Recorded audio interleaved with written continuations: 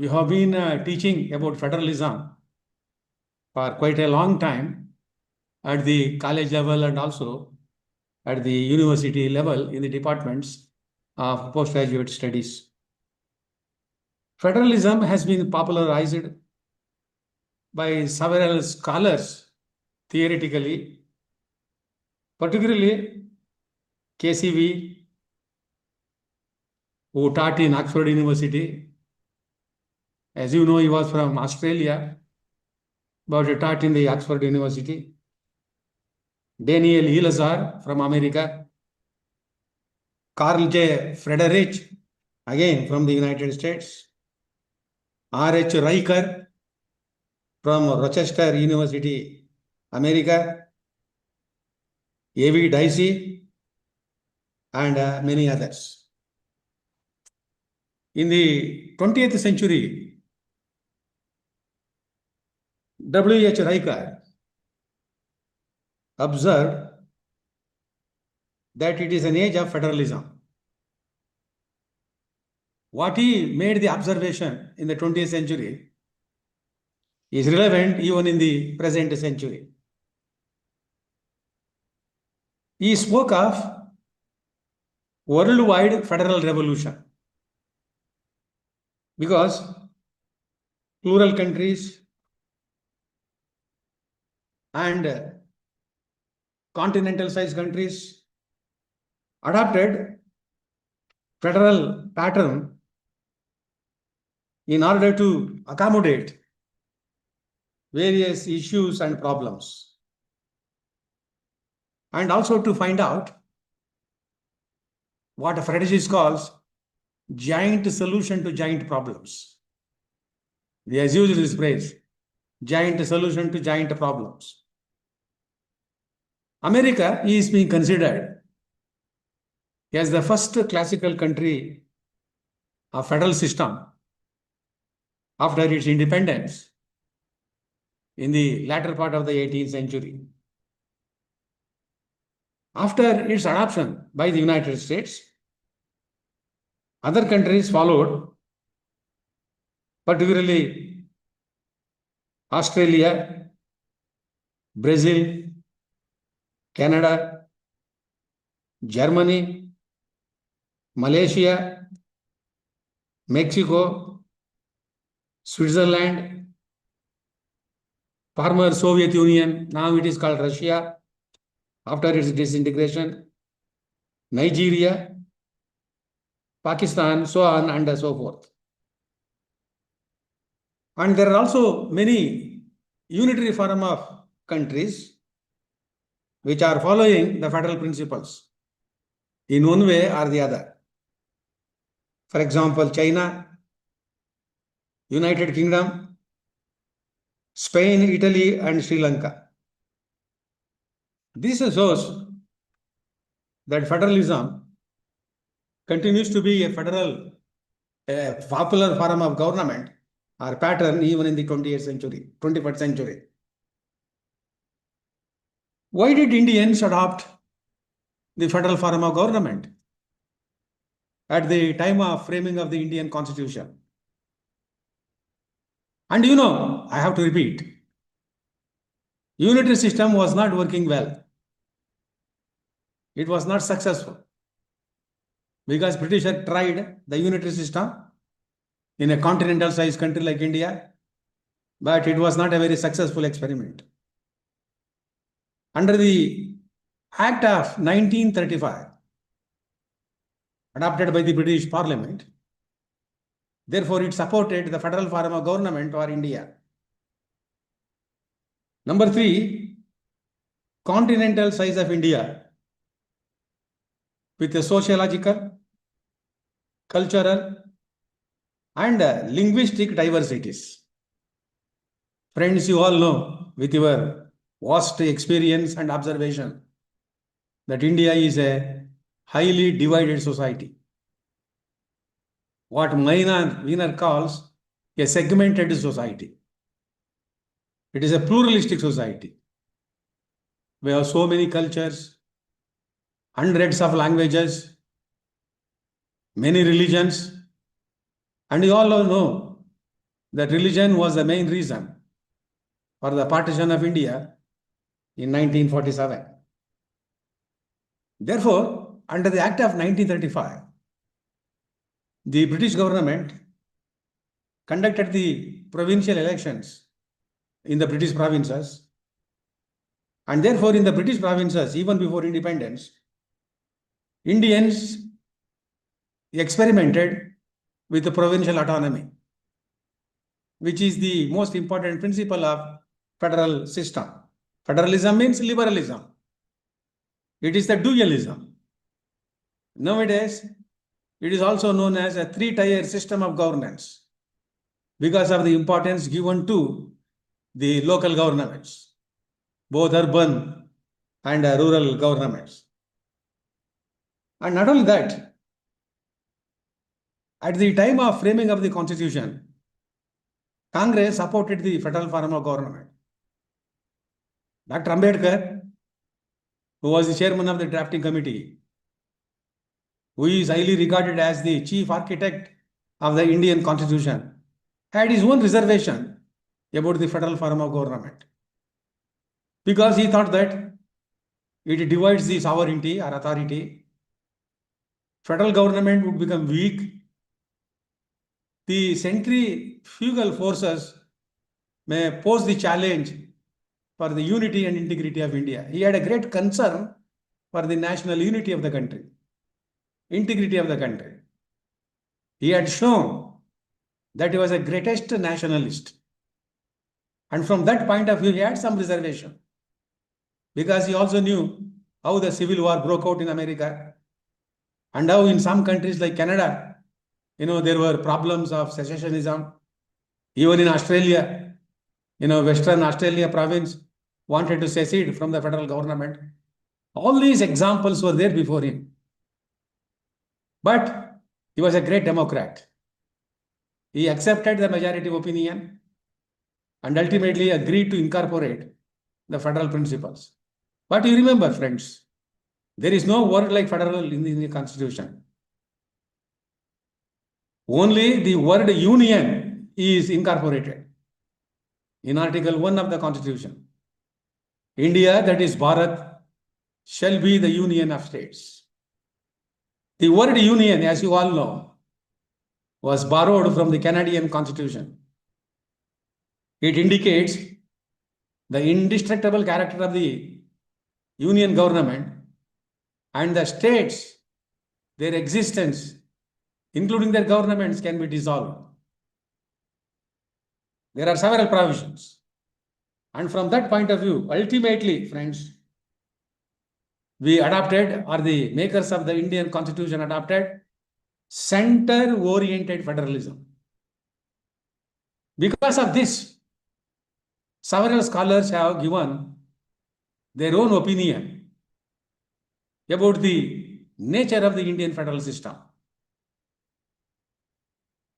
According to Granville Austin, a professor from the United States of America, who has written a book on Indian Constitution, has pointed out it is a unique form of federal system to meet the peculiar needs of Indian society. Peculiar needs of Indian society. That is his observation. And K.R. Bambwal, who taught in the Kashmir University, said that it is a center-oriented federal system. According to K. Santanam, he was a member of the Constituent Assembly, who was also very critical of center-oriented system, said it is a paramount federal system. Paramount means all important. It is true. And you know, what are the provisions that are tilted towards the central government? In fact, in India, the central government is called union government or central government. We don't call it as a federal government. Even though in the Constitution we have used the word union, but in the common parlance and usage, we call it as central government. That itself indicates that a center is all powerful. In the legislative matters, administrative matters, and financial matters, which you all know, which we may discuss sometimes little bit later. According to K.C. Veer, who is an authority on federalism, who has also written a small book, those who are teaching federal system or modern constitution cannot forget to read his small book on federal system. Even though it was published during 1960s, but still some of the books that were published earlier in the 20th century or in the early part of the 21st century, they are considered as classical books. Don't depend upon the internet information or the information that is available on the mobile phone. Sometimes those informations are outdated. They are not updated. They are not upgraded. And therefore, you as a scholars or professors who are teaching in the field of higher education must always rely on primary sources, and among them, books are also classical books, may also be considered as primary sources in addition to government documents and government reports. According to Alexandrovich, another foreign writer, it is an administrative federation. Yes, administratively, it is being designed.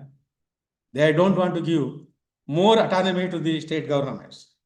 According to R.L. Watts, a Canadian writer, he said it is a territorial federation because the states are under the mercy of the central government, according to him. Professor K.V. Rao, I hope you have heard his name, Kala Venkata Rao. He has written a book on parliament democracy in India. He taught political science in the Banaras Hindu University during 50s and early 60s. He is no more, but he was a classical professor of political science. And he says that subordination of states to the center is visible under the Indian federal system. He was also very critical of how the states are subordinated to the center. According to me, I have done some work on Indian federal system and also the federal system of other countries when I was a Fulbright scholar in the United States of America from 1982 to 1983 in the University of Notre Dame. I collected a lot of material, particularly on American federalism and Canadian federalism, and I came to the conclusion that Indian federalism may be characterized as a prefectorial federalism. You know what is the meaning of prefect? A prefect is a leader who has got the controlling authority over others. And from that point of view, I have used this word. In fact, one American scholar has used more than 200 jargons, 200 concepts to describe, to discuss, to generate discussion and hypotheses on federal system. When you generate new concepts or new hypotheses, that will lead to more and more discussion. More and more people will come forward and they will formulate their own thesis. Because you know the dialectical method. Thesis, antithesis, and synthesis. Somebody will say something that will be opposed, but the good views of both the thesis and antithesis are taken together, and that will form what we call synthesis. That is called as dialectical method. And you cannot forget that. That is the beauty of democracy. In a democracy, ruling party, opposition party discuss various issues. If ruling party defends its policies, opposition parties criticizes, opposes, but ultimately there will be a consensus. That consensus is called as synthesis.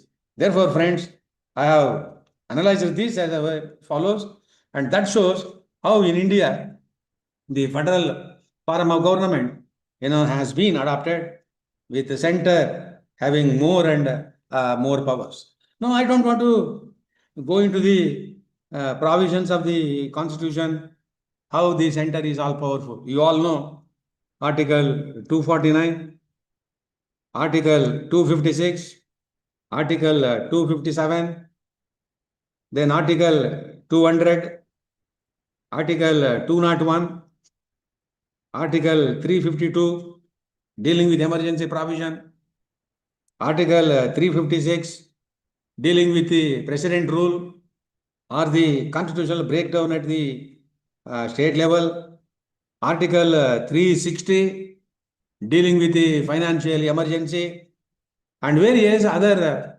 provisions of the constitution, which are giving more and more powers, to the central government. And you all these know, and how they operated from the beginning to the present day. When Nehru was the prime minister, he was very gentle, he was democratic minded, he was very popular. He did not try to whittle down the autonomy of the states given to them under other provisions of the constitution. But Nehru had one advantage. He was the prime minister in the beginning of India's independence. Of course, there were problems, but problems were less. There were some external problems and internal problems. Population of the country was very small, not more than 40 crores. But today, we have added 100 crores more. Today, India occupies the first place, according to recent opinion regarding the demography of the country. 142 crore population is there. Even though geographically, we are the 7th largest country in the world. Therefore, and another thing is, it was a Congress system. Congressization was visible. Congress had won the election all the 3 times up to 1962 because of its role and because of its struggle for India's independence. Therefore, even at the central level and at the state level, there was a one-party government. But one thing you remember, in some states, there were powerful Congress chief ministers. B.C. Rai of West Bengal, sometimes he challenged Nehru's government. E.M.S. Namboodiripad of Kerala, who formed the first communist government in 1957. Then Morarji Desai in the erstwhile Bombay state, which later divided into Bombay and Maharashtra. S.B. Chavan, Y.B. Chavan in Maharashtra. And then in Karnataka, we had powerful chief ministers like K. Hanumantayya, S. Nijilingappa. And in Madras state, which is called Tamil Nadu, there were powerful chief ministers like K. Kamaraj. Even though he had a good relations with Jawaharlal Nehru, they tried to assert the little bit autonomy that was given to the state governments. Therefore, Nehru did not interfere unnecessarily. Even the office of the governor was not abused. Eminent persons were appointed as the governors of states. They did not interfere. They did not befall the state governments. Eminent persons were there like Zakir Hussain and many others. And as a result, the autonomy of the states was preserved. And Nehru, who was considered as a statesman, who was a product of the Cambridge University in the United States, who was considered as an embodiment of liberalism and a democratic spirit, wrote a series of letters to the chief ministers about the promotion of the good governance and center-state relations. The policies that the central government was adopting for the development of India, both the domestic policy and the foreign policy. Friends, we all know Nehru was the first man to use the word non-alignment to describe our India's foreign policy, because we had witnessed the height of Cold War during 1950s between the United States of America and the former Soviet Union. Under that circumstance, he adopted independent foreign policy and called it as non-alignment. He was the first man to use that word in his letter to K.M. Karyappa, who was the chief of the Indian Army. And therefore, Nehru had a great stature, respect, both inside the country and outside the country. And under his stewardship, the non-alignment became a movement. And the first NM movement was held in 1961. Abdul Nasser of Egypt, and Yugoslavia, Tito of Yugoslavia, former Yugoslavia. They formed the triumvirate and strengthened the non-aligned movement across the globe. And many countries from Asia and Africa joined this non-aligned movement and they became non-aligned countries. But today, things are different. Today, non-alignment has become weak, and now we are using the new term called strategic autonomy in our foreign policy. Therefore, during Nehru's time, the state autonomy was preserved. State governments were not dismissed unnecessarily. The only mistake that Nehru committed was the dismissal of the Punjab government immediately after the death of Vallabhbhai Patel, because the chief minister was the friend of Vallabhbhai Patel. That was one mistake. And therefore, in 1951, when he dismissed that government, that was subjected to criticism. And another instance was the dismissal of the communist government in 1959, 31st July 1959. Again, he was pressurized by his daughter, Indira Gandhi. Indira Gandhi was the Congress president at that time. And according to several reports, Indira Gandhi was influenced by the United States. United States, as you all know, who are teaching foreign policy of America, earlier had followed the policy of containment. Containment means containing the spread of communism. It didn't want the spread of communism in the Asian continent after China became communist in 1949 October. Therefore, it had apprehension about India embracing communism when the Communist Party formed the government in Kerala in 1957. And therefore, the people from Congress and other parties launched the agitation in Kerala. The law and order problem became a very big issue. There was one person called Padmanabhan, Nair Service Society leader. He led the movement. Law and order issue became very serious. But government had majority. Rajendra Prasad, who was the president of America, did not want to sign the proclamation of President rule because he knew that government had majority and law and order was the state subject. But ultimately, Nehru said, if you don't sign the proclamation, I will resign. He threatened Dr. Rajendra Prasad, who was the president of India. Ultimately, Rajendra Prasad reluctantly signed the presidential proclamation, and the communist government, which had majority in 1959, was dismissed. This was another mistake, that was committed by Jawaharlal Nehru. Otherwise, during his time, there were no central intervention unnecessarily. There was no misuse of office, of the governor's office by the central government. And from that point of view, during the Nehru's period, Indian federalism worked very well.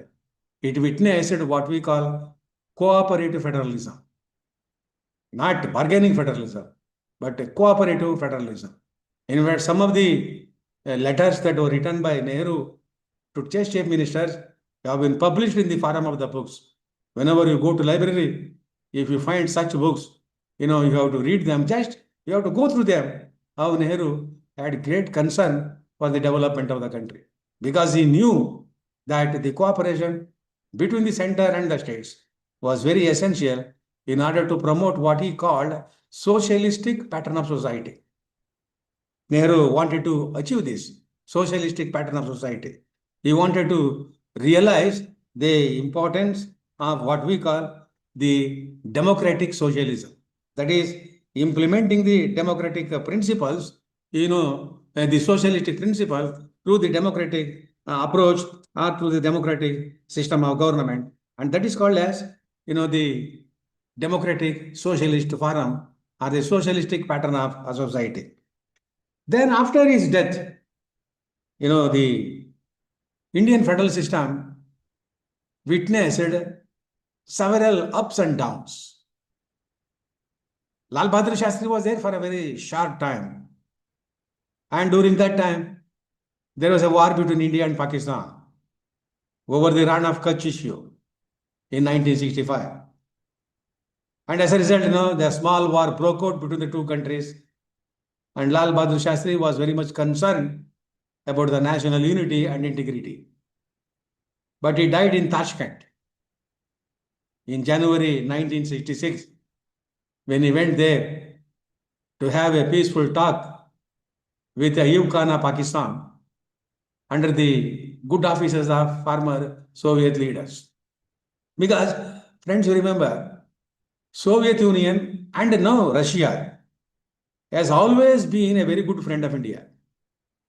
From the very beginning, Indian government has tried to cultivate good relations and rapport with the government. Even Joseph Stalin was a communist leader and a dictator during 1950s, was not interested to develop good relations with India because he thought that Nehru was still following, the Anglo-American approach in the name of non-alignment.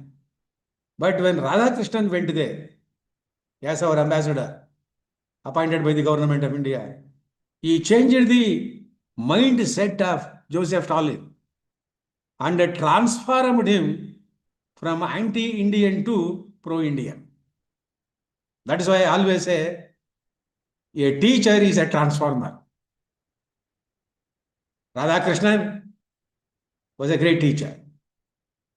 He was an acharya, a renowned professor of religion.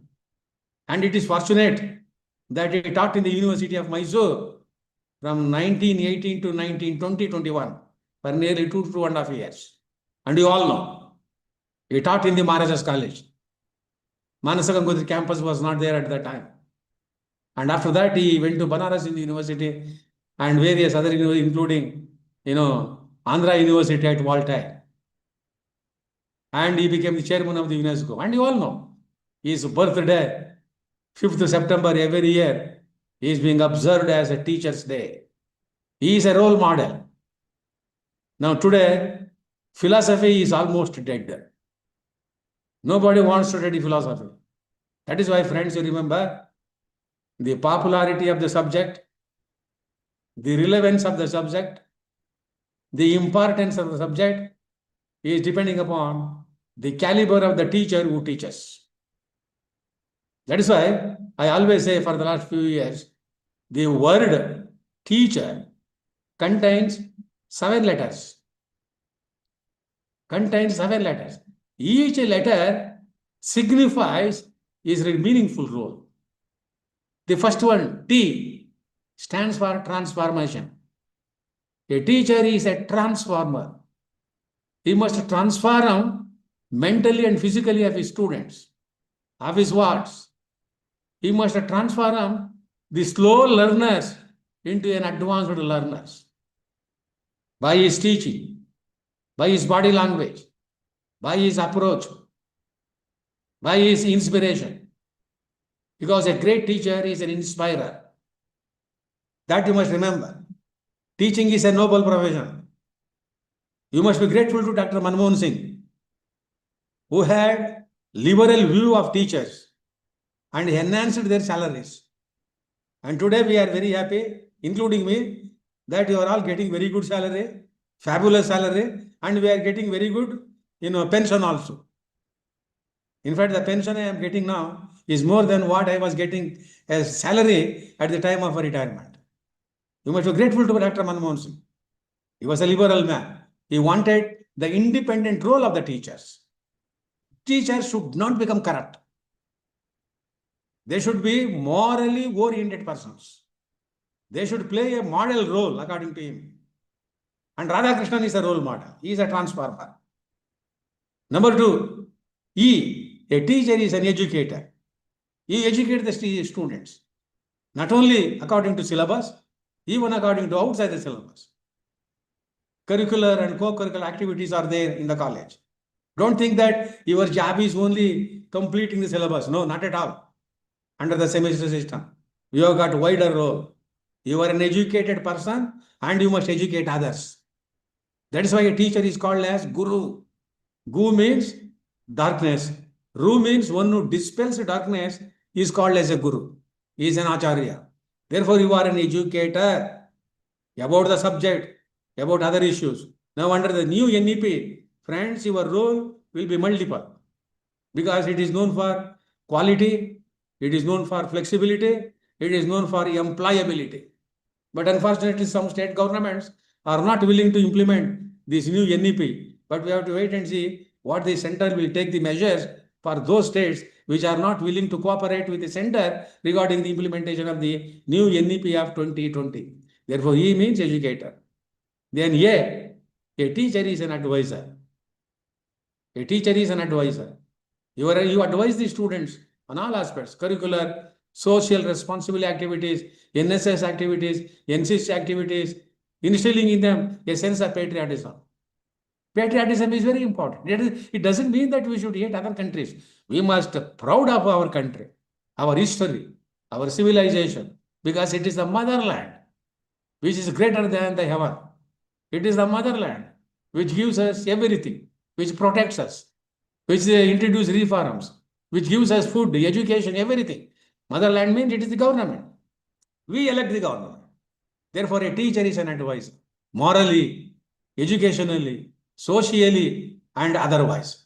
Because Kothari Commission rightly said in 1968 that the destiny of the country is shaped in the classroom. Note down that statement. Put that statement in your classrooms.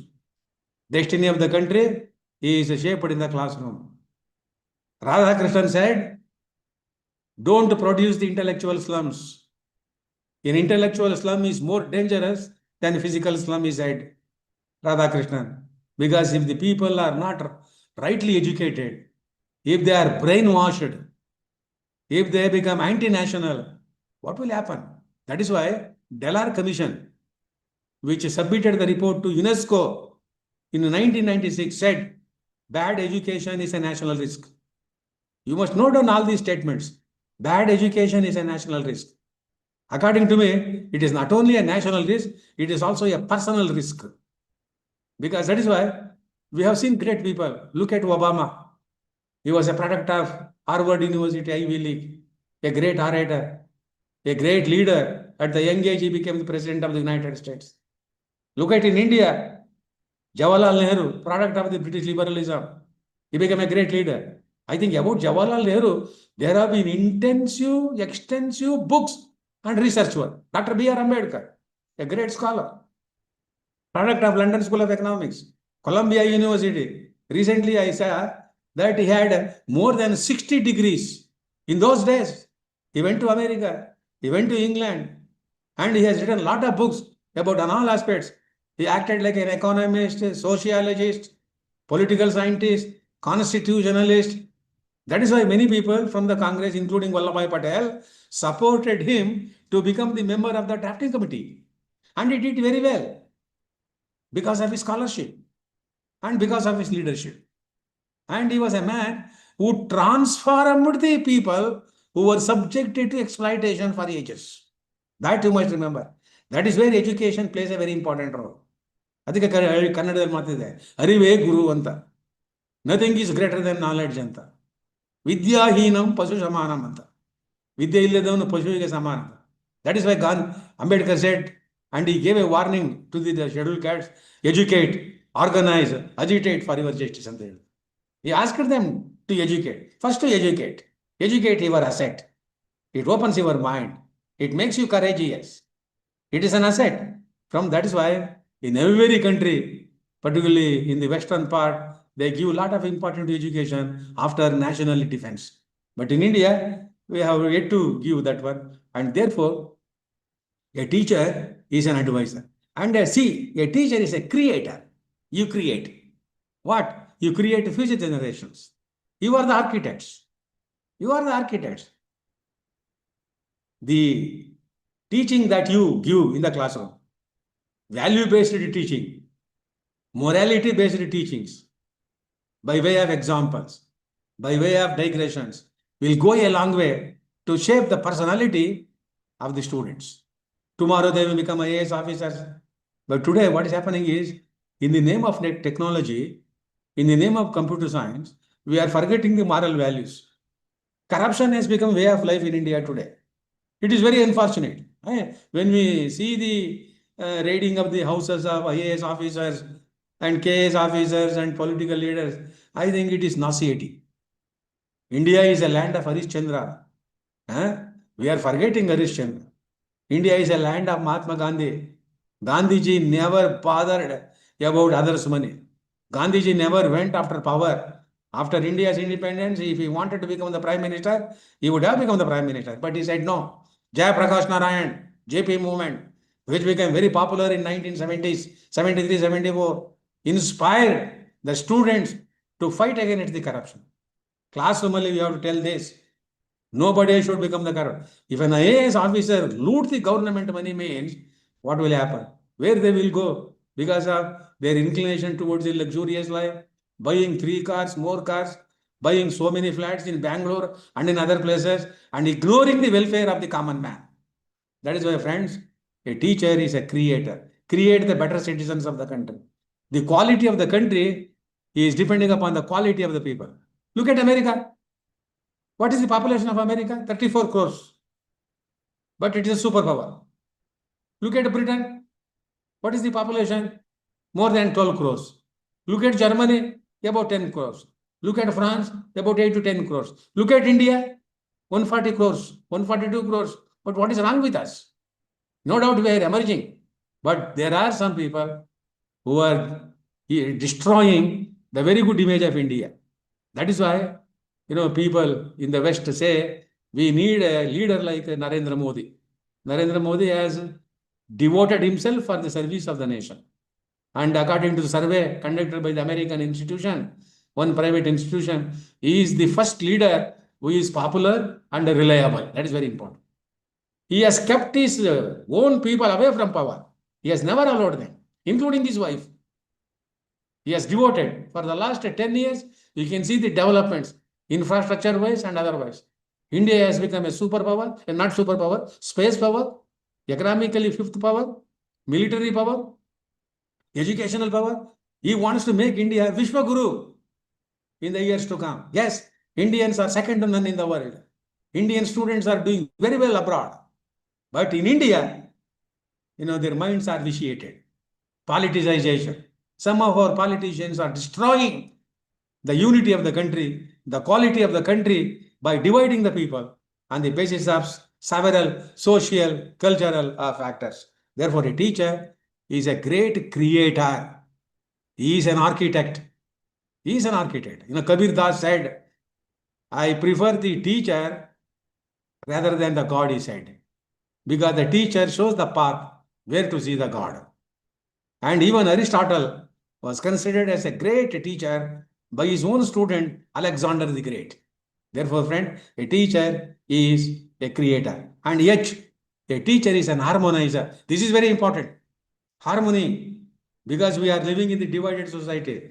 Students come from different backgrounds, social backgrounds, under different reservation policy, this and that. But in the classroom, it is your duty to create harmony, social harmony. Treat every student with respect, with love, with affection. That is very important.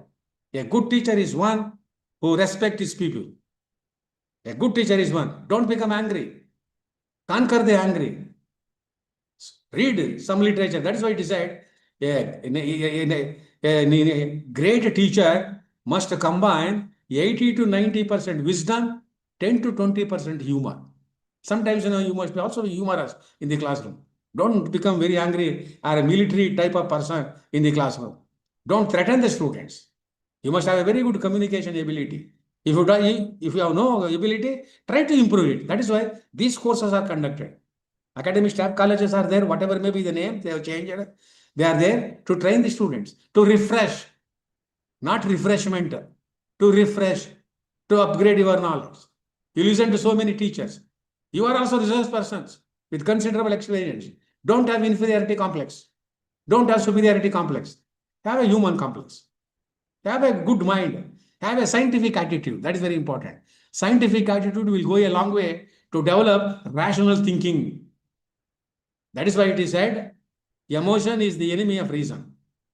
Therefore, a teacher is an harmonizer. Then there is another E. A teacher is an elucidator. Elucidate means clarity, giving clarification to various views, theories. No, I told you earlier, dialectical method, economic determinism, non-alignment, strategic autonomy, foreign policy and what do you mean by domestic policy? What is the meltdown, economic meltdown, unemployment problem? Now, what is the Finance Commission? What are its role? Giving clarification. How Modi is being following his own foreign policy abroad. What do you mean by free trade agreement? Economics teachers, commerce teachers. So these are all very important. And you explain that. That is what we call a teacher is an elucidator. Elucidator is one who gives clear meaning, interpretation to the concepts which are not be able to understand by the students. Then the last one, R, a teacher is a researcher. You must do the research. Friends, you as a teacher at the college level, don't think that research is the main domain of the PG department. No. Higher education includes from graduate level to PG level, from college level. Prepare the research projects, get the money from funding agencies. Today, crores of rupees are available both in India and outside. The central government has constituted a research foundation commission, and you can get lakhs of rupees, crores of rupees. But that requires your dynamism. Dynamism is very important. Teaching alone is not important. From that point of view, this seven-fold role of the teachers would go a long way in order to teach what you call any topic, including the federalism, in a very realistic way and in a very stimulating way and in a very inspiring way. Therefore, during Nehru's time, Indian federalism worked very well. It was known for cooperative federalism. Then came, as I told you earlier, Shastri was there only for a very short time. Let us not worry about him. But Indira Gandhi became the Prime Minister in January 1966. From 1966 to 1971, she was not a very powerful Prime Minister.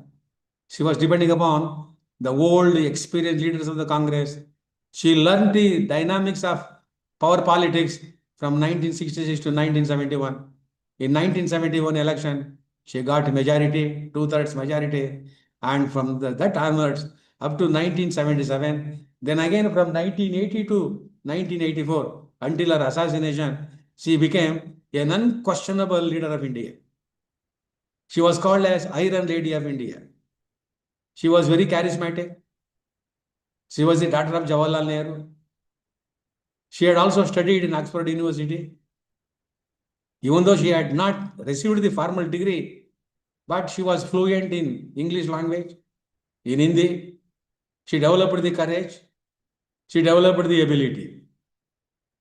She wanted to promote the power of the center at the cost of the state governments.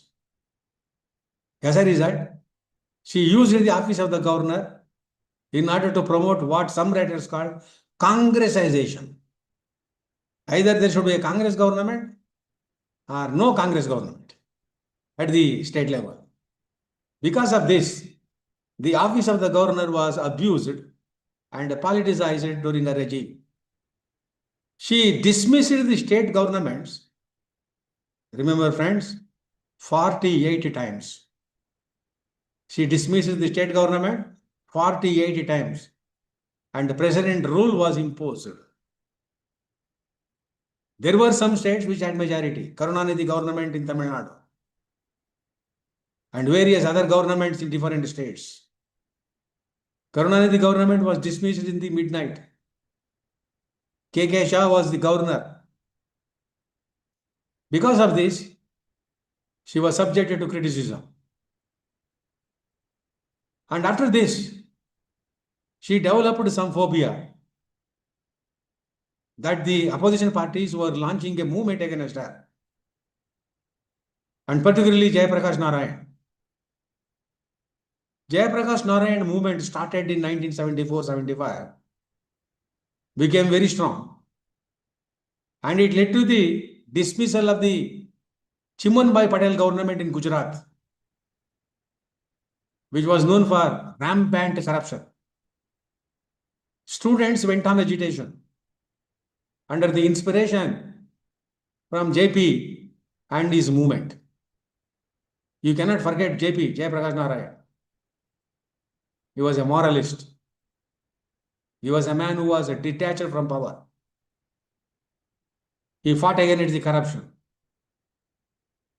And after the dismissal of that government, Indira Gandhi was wrongly advised by her coterie because some political parties are relying upon psychophancy.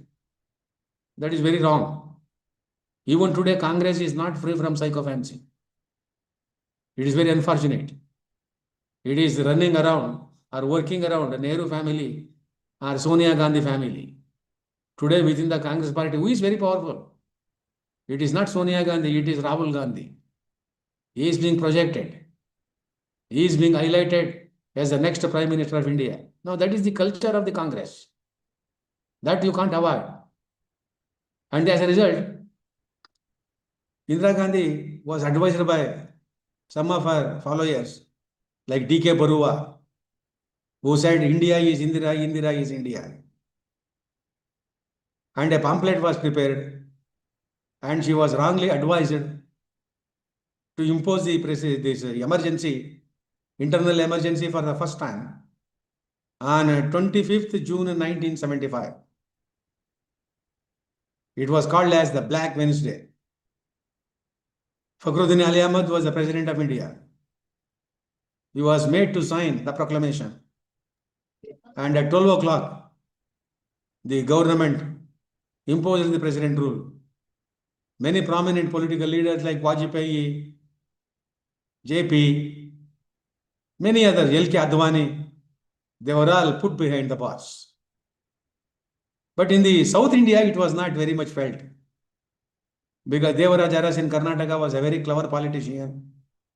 He did not misuse or abuse the power to arrest the political opponents. But only thing he did was, he implemented the land reforms in Karnataka very vigorously. Tillers of the land became the owners of the land. That was one great contribution that was made by, Devaraja Arasu, who was the chief minister at the time. And therefore, when the emergency was proclaimed, federal system became a unitary system. Because according to the provision of Article 352, the center takes over all the powers of the state governments.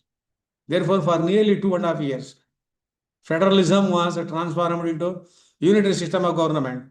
It was like a dictatorship.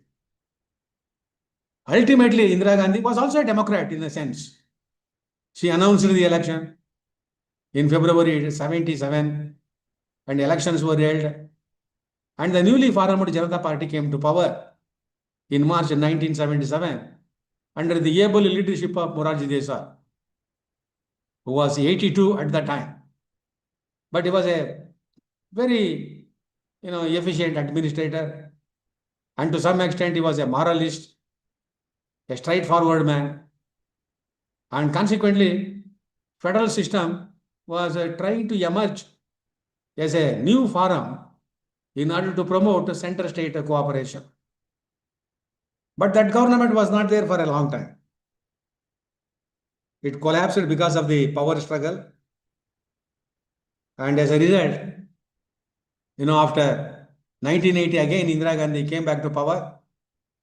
But from 1980 to 1984, again, she tried to whittle down the autonomy of the states by resorting to Article 356 for dismissing the state governments, and also to control the state governments through the central intervention, through the office of the governor and other provisions of the constitution. But this was opposed by several state governments. But there were some non-Congress governments which were formed in India. Telugu Desam government in erstwhile Andhra Pradesh, Janata government in Karnataka under the leadership of Ramakrishna Hegde in 1983, non-Congress government in Kerala, and also in some other states, and particularly in the Northeast. Ramakrishna Hegde was an intellectual politician. He knew the dynamics of Indian federal system. And he also knew the value of the autonomy of the state government and the federal form of government. He conducted a seminar in Bangalore, attended by several scholars from all over the country. In ISAC, in Bangalore, Indian Institute of Socio-Economic Change, near Jnana Bharati. And the papers that were presented were compiled and published. And he, Jyoti Basu of West Bengal, N.T. Ramarao also said, we need strong states in order to make India strong. He was also a man who always advocated self-respecting the states. Self-respect of the states, he said. And these people put pressure on Indira Gandhi, and the result was the appointment of Sarkaria Commission. R.S. Sarkaria, you all know. R.S. Sarkaria, in my book also I have mentioned some of his recommendations. Former judge of the Supreme Court of India, and this was appointed in 1983, and it submitted the report in 1987. It made some recommendations, but it did not make any radical recommendations. It advocated what we call cooperative federal system. And it said, whenever the laws are made under the concurrent subjects, the center should discuss with the state governments. It did not want to give more financial powers to the central government. Therefore, his recommendations were not completely accepted, because by that time, Rajiv Gandhi also became the Prime Minister. But some of the recommendations have been implemented. But it said, don't appoint active politicians as governors. It said, it recommended, don't appoint active politicians as governor. But unfortunately, that has not been done. Even to this day, even the BJP government has been appointing political leaders, defeated or unwanted political leaders belonging to their party as the governors of the states. And recently, 3 governors were appointed who belong to the BJP, who belong to the TDP. Therefore, that recommendation of the Sarkaria Commission has not been accepted. Still, political leaders are being appointed as the governors, and how they are creating problems, particularly in the state of Tamil Nadu and in the state of West Bengal, when Dhankar, who resigned as the vice president, was indulging in controversies with Mamata Banerjee, who is the chief minister of the TMC government in West Bengal. And all these clearly indicate that the recommendations of the Sarkaria Commission have not been completely implemented in order to promote center-state cooperation. After this, friends, a new change took place, and the UPA government was formed in 2004. Dr. Manmohan Singh became the Prime Minister. Sonia Gandhi could have become the Prime Minister, but she did not want. And in that respect, she showed her greatness, and she supported Manmohan Singh, highly educated man, a noted economist, a man who contributed for the economic reforms of India under the Prime Ministership of P.V. Narasimha Rao, when India's economy was at doldrums, and he became the Prime Minister. And he was a man who talked less, worked more. That is very important. He talked less, worked more, because his government, was not very keen to destabilize the state autonomy, whether they belong to what we call Congress party or to any other party. But because of the demand, his government also appointed one commission, Madan Mohan Punchi Commission, in 2005. Madan Mohan Punchi Commission. And it submitted the report after 10 years. But it did not make any radical recommendations. Because we know, in India, these commissions, they produce voluminous reports. But the governments, it is very difficult for them. They have no time to read these voluminous reports and to implement the major recommendations. And submitted the report in 2010. Central government has taken some action to implement, but no tangible step has been taken to promote cooperative federalism, or what we call competitive, federalism. Friends, after this, a new change has taken place in India. That is NDA government and its formation in 2014. During the last 11 years, the very face of, or the dynamics of Indian federal system, has been changed. And Modi, he is playing a very important role. And his perception of federalism, because, as you know, he was the Chief Minister of Gujarat state. And he also played a very important role, not only in providing good governance to Gujarat, but also in maintaining the autonomy of the states. After he became the Prime Minister, new principles, new developments have taken place under the Indian federal system. What are these new developments? Number one, he has been advocating the promotion of cooperative and competitive federalism. Promotion of cooperative and competitive federalism. Now, there are provisions in the constitution for cooperative federalism, and he wants to promote them. Now, take for example, the zonal councils.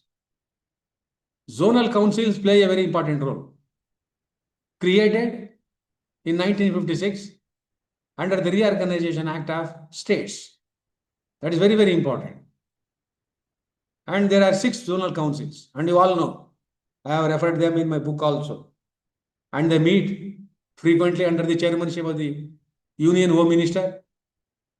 They are very important to iron out the differences between the states or outside among the states. Because today, we witness several disputes between the states. Between Karnataka, Tamil Nadu, between Karnataka, Maharashtra, between newly created Telangana and Andhra Pradesh, again between Telangana and Karnataka or Andhra Pradesh, between Karnataka and Kerala over the Kasaragod issue. All these problems are there. Even between Karnataka and Goa regarding the Mahadayi water dispute. So all these are there. That is why Modi wants to see that zonal council are to be strengthened. And there is another one, which is a very important one, created in 1961 during the Nehru's regime, National Integration Council. You are all aware, it is an extra constitutional body created under the chairmanship of the Prime Minister. It was created in 1961 under Jawaharlal Nehru with a slogan, unity in diversity. Don't forget this statement. Unity in diversity. We want to promote unity in this country. And Indira Gandhi was very realistic. She used or incorporated the word integrity into the preamble in 1976 under the 42nd Amendment Act. Only word unity was there earlier. She used the word integrity, territorial integrity of the country, indivisibility of the country. We don't want to lose a single inch of our land to other countries. Because even after India's independence, we lost Aksai Chin area to Chinese. And even today, some of the Indian territories are under the control of China after 1962 war between the two countries. Nehru was not very serious. Now we have got POK, Pak occupied Kashmir. Actually, it should belong to us. And there is a problem about the Jammu and Kashmir. And therefore, the National Integration Council plays a very important role. It includes about 52 and odd members from political parties, from various walks of life. It is the body headed by the Prime Minister. But unfortunately, in recent times, it has not become very active. That is why Punchi Commission has recommended for its reactivation, for its frequent meeting, to discuss the issues and to resolve the issues. This is also a very important, mechanical measure in order to promote the cooperative federalism between the center and the state governments. Apart from this, Modi is also emphasizing, the importance of what we call interstate council under Article 263 of the Constitution. Interstate council plays a very important role to promote the cooperation between the center and the states, and between the states and among the states. If there are administrative disputes, if there are financial disputes or regional disputes, they can be discussed and also they can be resolved. That is why this council has been established, but it is not very active. This is another problem. Again, it is another. We have so many bodies, we have so many committees to promote cooperative federalism, but unfortunately, they are not active. Even their outcomes are not being implemented seriously because the government is overburdened. That is very important. We have the, Modi said, we want to promote minimum government, big governance. But unfortunately, it has not been possible because India is a very complicated country, to be governed. It is very complicated. Even though Narendra Modi, like Nehru, is spending 18 hours a day for the promotion of good governance, but sometimes it is very difficult because he is also a human being. He has his own limitations in order to regulate, control various aspects of the good governance. That is why we are using technology more and more. We are depending upon. ಆಯ್ತಾ ಒಂದು 11:30 ಆಯ್ತು 2 minutes. So as a result, today we are giving more importance to e-governance. E-governance is also called as smart